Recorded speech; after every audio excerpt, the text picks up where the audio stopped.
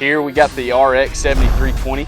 This is going to be the RX series, offered a 66 up to a 73. This tractor does not require any DEF on this model, so it does go through a regen. 50 to 150 hours is when you would see that regen happening. That's basically just burning off all of the fuel emissions, so you don't have to have that DEF. Yeah, and not to mention, if you're operating the tractor at higher RPM, you're going to be less susceptible to having to do those regens, and give you less opportunity to have to stop your operation to allow that tractor to do the burn off cycle. KIOTI stresses the hydraulic cylinders of their units, providing a great force of outbreak for digging or for lifting.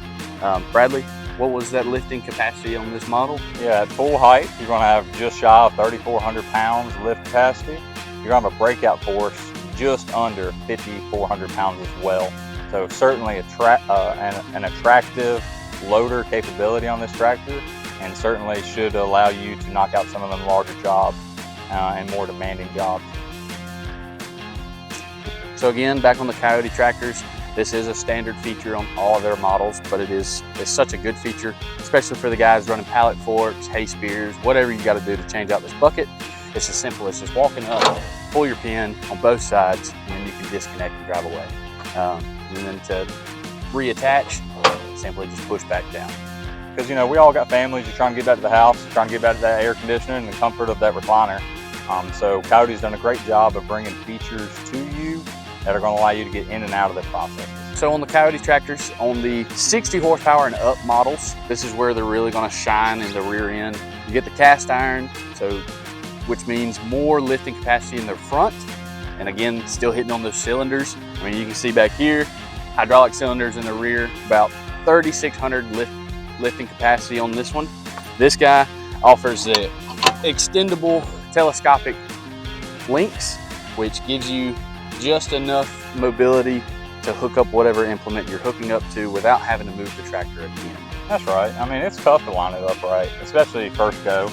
So once again, going back to the efficiency, you know, you're able to get it pretty ballpark in terms of when you back up to that implement, and then the flexibility that's going to provide is going to allow you to do those minor adjustments to get the pins through and get you back to work in a hurry.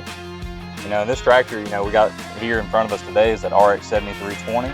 So it's got a gross engine horsepower of 73, and you're only dropping 10 horsepower by the time you get to the PTO. You're pushing out 63 horsepower at the PTO. Plenty of power for most of your tilling needs, as well as some of your other implements that you're going to put on the rear of this guy. I also wanted to point out while we're on the rear is this rear window down low. So this is designed so you can see that implement when you're backing up.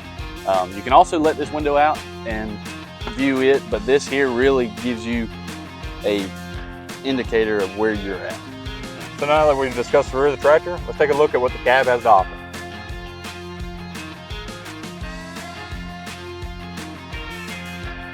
All right, folks, so inside this cab, the RX series is going to be equipped with the power shuttle, which is going to be basically this lever here.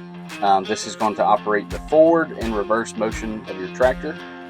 With the power shuttle, all that really means is that when you clutch in, you do not have to come to a complete stop.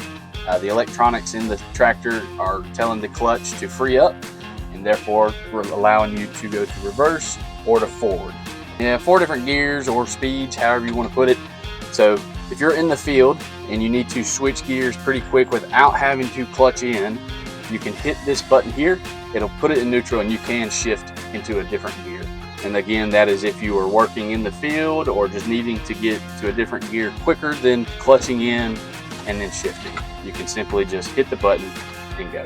Which is also going to, you know, goes back to the fatigue, you know, for a long day's use. To take your leg out of the equation and keep it all just, you know, within your one arm motion, certainly going to help out, you know, throughout a long day's use. And on this model, you also get the 540 PTO and the 540E PTO. The 540E is still going to give you the capabilities of the 540 just without running the tractor as hard, such as lighter duties or lighter implements such as like sprayers or a light duty mower, spreader, just something that's not using a whole lot of force or a whole lot of RPMs for the tractor. As far as all of your buttons inside of this tractor, everything is going to be really up on this wall here. So all of your lights, your work lights, your wipers, you can decrease or increase your RPMs once you have set it. Same thing here, reset or set the RPM, and you have a PTO cruise. So if you're bush hogging or say you're spraying, you can set that PTO at what it's at and you just keep on going. PTO nowadays is actually very simple to use. It is as simple as that right there.